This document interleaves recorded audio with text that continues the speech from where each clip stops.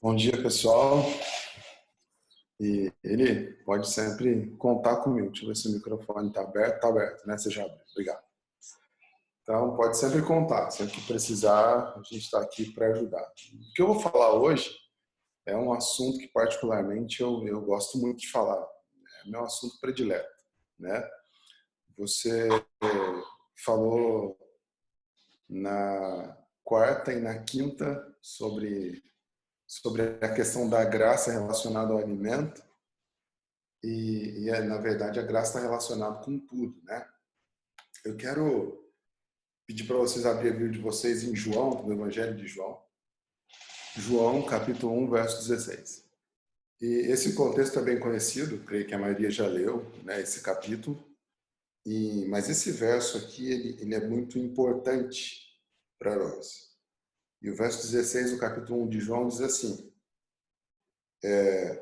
todos recebemos da sua plenitude graça sobre graça. Esse é um assunto que eu sempre gostei de falar, sobre a graça de Deus. É uma pergunta que eu gosto de fazer para ver como é que a gente entende essa questão. É simples, é isso. Eu quero a resposta de vocês. Quando a Bíblia diz que o pecador deve morrer, quem é que exige que o pecador morra? É Deus ou é o diabo? Pode abrir o microfone aí deles e deixar eles responder. Tem um pedindo para abrir aí ele. Já abriu o microfone dele. E detalhe, eu quero que você mate a cobra e mostre a cobra morta. Eu quero o texto para mostrar que o negócio... Eu quero ver a cobra morta. Eu não quero ver o que você usou para matar, não. Tá bom? Então, mata a cobra e mostra a cobra morta. Eu quero o texto bíblico. O diabo mostra que todo mundo deve morrer. E o salário do pecado é a morte, como diz a Bíblia. Mas Cristo Jesus morreu por nós. Ele morreu por todo ser humano já vivido e que há de viver. Certo. Então, uma morte apenas já basta. Já basta. Uma morte apenas já foi suficiente por todos nós. Ok. Então, logo, quem pediu essa morte, acredito eu, foi Satanás mesmo. Ok.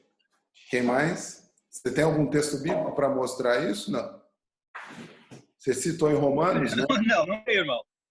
Então, ok. Quem mais? Eu.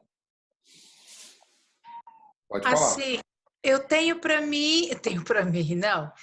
Eu creio que quem exige a morte é a lei de Deus. Então é Deus que estabeleceu que o salário do pecado é a morte. Satanás tentou acusar a Deus da sua lei ser impossível de ser obedecida, de ser respeitada. E então, como Adão e Eva fraquejaram e Deus não os matou instantaneamente, porque assim o havia declarado que morreriam, mas não disse quando. E então, assim, ele fica nos acusando de desobedecer a Deus e acusando a Deus de ser bondoso demais e não ser o próprio cumpridor de sua palavra. Então, eu acredito que quem exige a morte do pecador é Deus, tanto que Jesus morreu no nosso lugar por amor ao pecador. Tem algum texto bíblico? Alguma coisa que eu li no...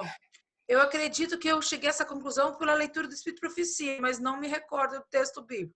Mas sei que o salário do pecado é a morte, e Deus veio como substituto, porque a lei tem que ser cumprida. Ok, tá certo. Nós estamos num impasse aqui, né? Um diz que é o diabo, o outro diz que é Deus. Vamos lá, quem mais? O Satanás nos acusa e foi ele que nos prometeu de que certamente não morreriam. Mas certo. Quem diz que o salário do pecado é a morte? Papai do céu. Então quem exige que o pecador morra é Deus. A lei dele, o salário do pecado é esse. Ele fez o ser humano para viver eternamente. Porém, tinha as consequências. A escolha do livre-arbítrio é nossa. Ok. Quem mais? Pode falar. Ezequiel 18:4.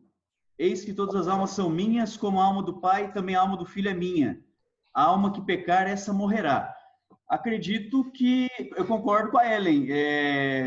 Deus que está requerendo o cumprimento dessa profecia, né? desse aviso. Ok. Você concorda com a Ellen também que o diabo acha que Deus é bom demais? Eu concordo também que ele é misericordioso demais. Assim como Davi também falou, né? Então, mas você acha que o julgar que diabo Deus também julgue. pensa isso ou não? Desculpa, pastor, não entendi. Você acha que Satanás também pensa isso ou não? Eu acredito que Satanás deve pensar sim, que Deus é muito bom. Ok.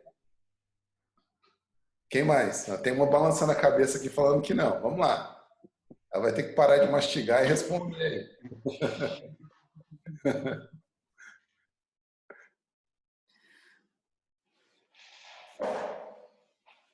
Ela não vai responder, não? O microfone dela está desligado. Eu não tenho texto bíblico aqui, por isso que eu não vou dar minha opinião hoje, tá? Hoje eu só vou ouvir. Mas você acha que não, né? Eu não acho que o diabo acha que Deus é bonzinho demais. Você acha que o Satanás não acha isso, não? Que Deus é bonzinho demais, não. Ok. Quem mais? Mais alguém? É o seu Eli. A afirmação que a Ellen falou está em Gênesis 2, capítulo 17. Opa, gostei.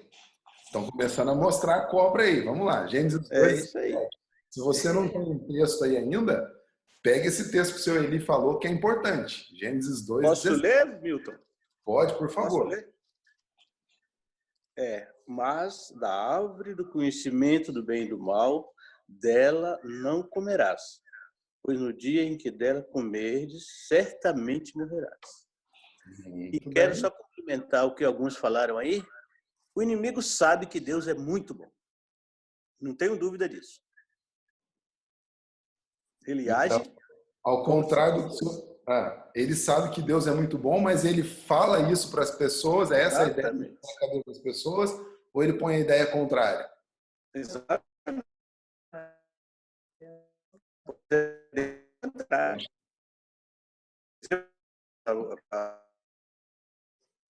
Acho que está travando.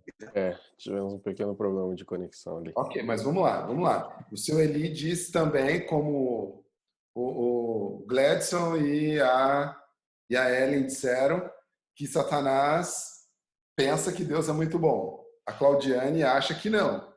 Né? Alguém mais?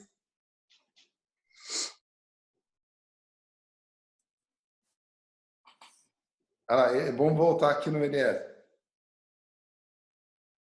Muito bem. Satanás sabe que Deus é bom. Todos nós sabemos. Porém, ele não sabia do propósito de Cristo Jesus, que foi plano da Trindade, de Cristo vir morrer por nós. Então, Deus falou que o pecado, o salário é morte, que aquele que comer da árvore da vida, da vida, do conhecimento do bem e do mal, certamente morreria. Ótimo, certo. Mas ele não sabia do propósito e dos objetivos de Deus e da Trindade, que haveria alguém que morreria por nós. Acredito que nem nós saberíamos isso se nós vivêssemos naquela época. Nem Adão sabia que Jesus viria morrer por nós. Adão só sabia do que Deus tinha pedido. Não comer dessa, você pode comer dessa, você não pode comer. Só sabia disso. Ninguém sabia que Cristo Jesus viria morrer por nós. E por isso, toda a história da Bíblia vem contando, acareando a mente de todos nós, para que nós possamos ter a certeza que Ele, Cristo Jesus, veio morrer por nós. Senão, vamos dizer assim, que somos como alguns orientais que não acreditam que Cristo Jesus era Deus e veio morrer por nós, era simplesmente um discípulo, né? Então, Satanás Ele sabe que Deus é bom, ele sabe que Deus é amor, mas ele não sabia. O problema dele é que ele não sabia que Cristo Jesus morreria por nós. E graças a Deus, ele veio e morreu por nós. Só para colocar um detalhe. Eu sei que Satanás sabe que Deus é bom. A minha pergunta é, Sim. ele prega isso para as pessoas? Não, com certeza não. Opa, um detalhe. Então, ele Prega. sabe, mas não é essa a ideia. Não prega. Isso é importante entender. Muito pelo contrário. A grande missão de Satanás é distorcer o caráter de quem? Isso mesmo, de Deus. Por isso que Jesus veio para revelar a Deus. Então, ele sabe que Isso Deus mesmo. é bom. Mas o que ele coloca na mente das pessoas é totalmente o contrário. É que Deus, se você pisar na bola, pode esquecer, meu amigo. Pisou na bola com ele, é raio que vem do céu, é castigo, entendeu? Não comeu direito, não se alimentou direito, é câncer. É essa a ideia que ele põe na mente das pessoas. Então, antes do, deixa eu ver quem é, do Marcones responder, falar aqui, deixa eu já ir colocando aqui as coisas. Então, primeiro, fiz uma pergunta. Quem é que exige a morte do pecador? Alguns responderam, o Eliezer respondeu a princípio que era o próprio Satanás, depois a Ellen disse que era Deus, e aí o Gledson. Edson disse também Deus, o seu Eli disse Deus e respondeu com um texto bem interessante, e a resposta correta é que é o próprio Deus quem exige a morte do pecador. É simples, gente. Quando a gente vai para as leis civis, para as leis do nosso país, quando você erra, quem quer que você cumpra a lei, quem é que exija cumprimento da lei, ou que você pague pelo descumprimento da lei, é quem legislou. Entendeu? É o poder aí legislativo, é ele que faz com que as leis sejam cumpridas, porque foi ele que, de certa forma, criou as leis. Então, essa é uma exigência de Deus. Lá em Gênesis 2:17 ficou bem claro. Um ponto importante que eu quero colocar antes do Marcones falar. Embora Adão não soubesse que Cristo viria para morrer, né, a princípio, digamos assim, é bom lembrar que Ellen G. White também coloca que antes da queda, antes do pecado, os anjos vinham, conversavam com Adão e Eva e contaram para eles que Satanás existia. E Deus também colocou isso bem claro. E Deus disse, o único lugar que você pode ser tentado é lá na árvore do conhecimento do bem e do mal. É só ali, em nenhum outro lugar. Mas eles já sabiam da existência de Satanás. Embora não tivessem um senso pleno daquilo que poderia acontecer como resultado disso, eles sabiam das consequências. Eles não eram ignorantes dos resultados disso, né? Embora, né, não soubessem também, né, e não tivessem uma ideia plena, digamos aqui, daquilo que Deus iria fazer para que as coisas pudessem voltar ao seu eixo normal, ok? Se alguém tiver alguma dúvida, gente, nós estamos trocando ideia aqui, ele não está sendo muito uma meditação falando, mas estamos trocando ideia. Eu acho que essa questão da graça é importante entender. Excelente. E é tão importante que Ellen G. White, lá em 1888, diz que se tivesse tido uma compreensão clara a respeito da graça, Jesus já teria voltado. Ela é clara em dizer isso. Se a igreja tivesse entendido, não tivéssemos tido uma cisão que tivemos em 1888, quando a igreja se dividiu, justamente por causa da discussão sobre a graça, Jesus já teria voltado, ela disse, né? E depois nós vamos entender um pouco mais a respeito disso. Mas vamos lá, Marcones, por favor, você... Eu creio que Satanás não está de brincadeira, sabe? Não tá de... Ele nunca brincou nessa história aí, né? Desde o início do Jardim do Éden, lá com Adão e Eva, ele quer tomar mesmo. Ele quer tomar os filhos de Deus mesmo de verdade, sabe? Então, ele é cordeirinho, ele finge de bonzinho, mas no fundo ele quer acabar com a raça humana, né? Uhum. Então, a gente tem que ficar muito de olho aberto para as pegadinhas do dia a dia, né? Entendeu? E tem várias pegadinhas no nosso dia a dia, né? Então, o cristão ele tem que se apegar muito com Deus tá?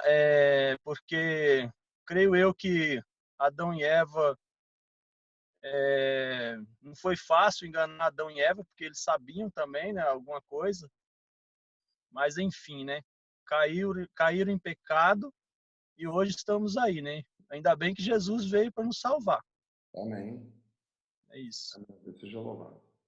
Irmãos, por que eu estou colocando isso dessa maneira? Vejam bem, se nós não compreendermos a doença que nós temos, nós nunca vamos tomar o remédio certo.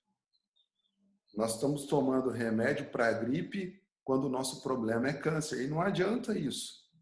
Então, se a gente não entender de fato o que é o pecado, nós nunca vamos entender de fato aquilo que Deus fez por nós. E nós nunca vamos entender a dimensão da graça.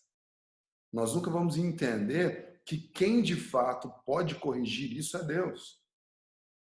E detalhe, e quando nós não entendemos isso, nós queremos que no manto de justiça que nos cobre, tenha lá algum fio de justiça própria, e não tem fio de justiça própria. Não tem nenhum fio de justiça própria no manto de graça que Deus nos cobre para nos salvar. E se a gente não entende isso, é um problema sério. Tem um escritor que diz o seguinte, e é bem chocante, ele diz assim, ó, Jesus não veio para curar o nosso velho homem, ele veio para matá-lo. Olha que coisa interessante. Ele não veio para curar o nosso velho homem. Ele veio para matá-lo. Vocês têm noção do que isso significa? Isso que Jesus faz não é aquele programa de lata velha, não. Que o Luciano Huck faz lá, que ele pega um carro e vai lá e reforma o carro e parece outro carro. Não, não. O que Jesus faz é nos tornar uma nova o quê? O que a Bíblia diz? Em Cristo nós somos o quê? Nova criatura. Nós não somos reformados. Jesus não vem para, não, o Milton é assim, eu vou corrigir isso. Não, não, não. Esse velho homem eu vou jogar fora. O que eu vou fazer dele é uma nova criatura. Então, tudo aquilo que vier a acontecer de bom é resultado dessa nova criatura e não de um melhoramento da minha vida. Nossa, eu era assim quando eu abracei a fé, agora eu melhorei. Não existe isso, gente. Entendeu? Tudo que nós fazemos de bom é resultado de sermos o quê? Novas criaturas. E quem exige a morte do pecador é Deus. No entanto, aqui a gente já começa a entender a questão do processo. Jesus vem, ele quer que o nosso velho homem morra, mas no lugar ele nos dá o quê? Uma nova natureza, uma nova vida, uma nova pessoa. Quando você abre a Bíblia lá em Gálatas, abre aí em Gálatas, e nós vamos ler um pouquinho de Gálatas, capítulo 5, que é onde fala sobre os frutos do Espírito. A gente entende bem que ali o que há são duas naturezas ou duas pessoas em conflito. São duas pessoas. O Marcones, a partir do momento em que ele tem esse conflito de entender as pegadinhas do dia a dia e entender que é somente uma entrega a Cristo que vai dar para ele a vitória, é o conflito de um velho homem que quer fazer as coisas da carne contra a natureza que Cristo plantou nele quando ele aceitou a graça, quando ele aceitou aquilo que Cristo oferece. Então, esse conflito ele é constante. E aqui em Gálatas, Paulo deixa claro isso. Né? Quando a gente abre aqui em Gálatas, no capítulo 5, a partir do verso 16, Paulo diz isso bem claramente. Olha o que diz aí, Gálatas 5,16. Por isso digo, vivam... Tá muito alta a minha voz aí para vocês? Porque a minha mulher está brigando aqui comigo que eu estou falando muito alto. Não, tá ótimo. Tudo certo. Então, ela diz assim, por isso digo, vivam pelo Espírito e de modo nenhum satisfarão os desejos do quê? Da carne. Pois a carne deseja o que é contrário ao Espírito e o Espírito o que é contrário à carne. Eles estão em conflito um com com o outro. Deixa eu dizer uma coisa para você. Quando você faz alguma coisa boa na sua vida, ou quando nós fazemos alguma coisa boa, quando nós resolvemos comer melhor, né? Quando nós resolvemos... É claro, eu entendo uma pessoa que compreende o processo de salvação. Eu não estou falando de alguém que faz isso por modismo ou por qualquer outra razão. Porque a nossa questão aqui não é só o fazer por fazer. A razão pela qual nós fazemos também é importante. E eu estou deixando isso subentendido aqui. A gente pode conversar depois sobre essa questão também. Mas a razão pela qual nós fazemos é importante. Não é só fazer. Não é só realizar algo. É entender aquilo que me motiva. E deixa eu até colocar aqui um ponto interessante. Isso foi para todos aqueles que abraçaram a fé. A gente olha a história de Daniel, parece uma história irrepreensível, mas Daniel também era pecador. Pecador, tão necessitado da graça quanto eu e você. Os irmãos entendem isso? É claro que a história dele é uma história muito interessante, mas ele era um pecador tão necessitado da graça quanto eu e você. A graça não tem um efeito menor na vida dele porque a gente lê a história dele. Quando a gente lê a história de José, da mesma forma. Da mesma forma. Parece uma história irrepreensível. Mas José também era tão necessitado da graça quanto eu e você. E assim vai, gente. E assim vai todos eles. Cada pessoa que você vai vendo aí, né, todos eles, por mais que eles sejam pessoas que nós olhemos a história, eles sejam exemplos para nós, eles também são carentes da graça. Como o texto que eu li aqui no começo.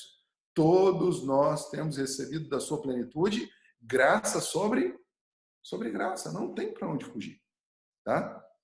E veja bem, então, isso é algo que Deus faz e Ele faz de maneira exclusiva. Exclusiva.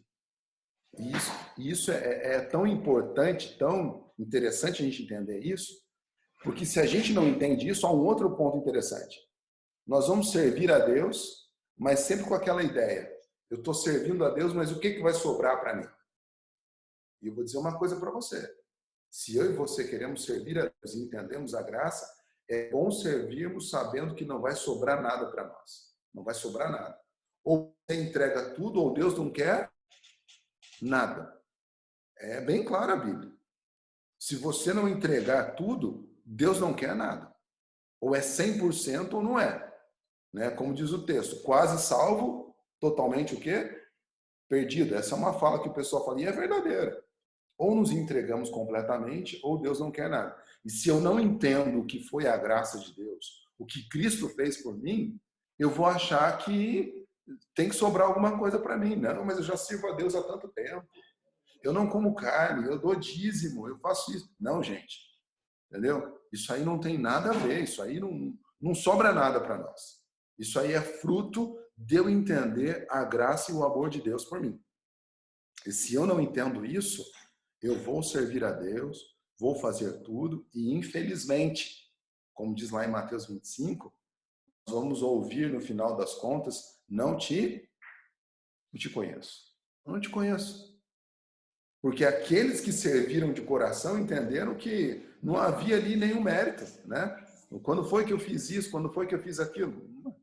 Você fez de maneira desinteressada. Então, a compreensão da graça, gente, ela é essencial. E ela é essencial também para entendermos que nesse conflito que existe dentro de mim e de você, entre dois seres, quando o ser bom ganha, não existe mérito para mim nem para você. Todo mérito é de quem? É de Deus. É de Deus.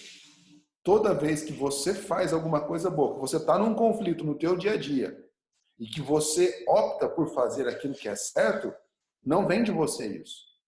Isso é de quem? É de Deus. Jesus falou para Pedro, né?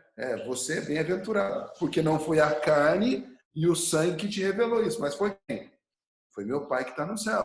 Tiago diz, todo dom perfeito, toda boa dádiva vem de quem? Vem de Deus. E aqui em Efésios, diz que nós estávamos de que maneira antes de Deus nos alcançar? Mortos em delitos e pecados. E eu vou ser sincero, algum morto pode responder ao chamado de alguém? Não. Um morto só pode responder ao chamado, sabe de quem? Sabe só de quem? Só de Deus. E isso tanto físico quanto espiritualmente. Nos dois aspectos. Quando a gente encontra alguém e a gente tenta pregar para essa pessoa, eu vou ser sincero com você, por mais que nós sejamos persuasivos, sem o Espírito Santo, a minha pregação, a sua pregação, a minha persuasão, a sua persuasão, toda a nossa, não vai adiantar o quê? Nada. Nada. Quem é que vai ressuscitar aquela pessoa? Quem é que...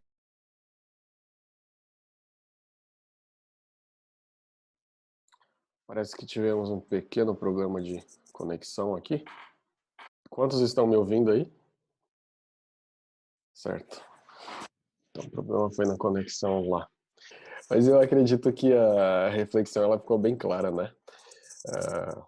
O caminho e o desenvolvimento do raciocínio ficou bem claro para todos. E que nós prossigamos aí, confiando sempre na graça divina, e tudo aquilo que nós fizermos que seja em demonstração de gratidão a Deus por tudo aquilo que Ele já fez por nós. Amém? Vamos finalizar com uma oração? Oremos. Santo Pai, bondoso Deus, muito obrigado, Senhor, por essa graça maravilhosa. Essa graça é muito grande. O pastor Milton colocou que